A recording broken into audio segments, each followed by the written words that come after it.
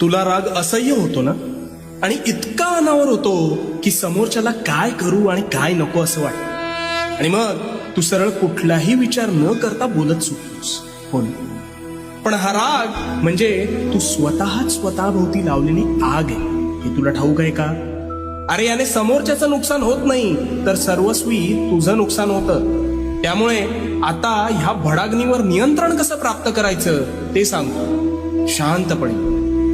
तू रागात असतोस त्यावेळी तू सर्वात अविचारी असतोस, म्हणून तू त्या आवेशात हवं नको ते बोलतोस, आणि बोललेला शब्द हा कधीच परत घेता येत नाही.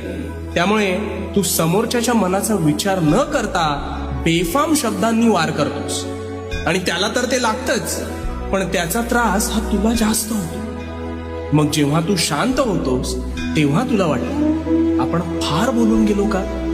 हो,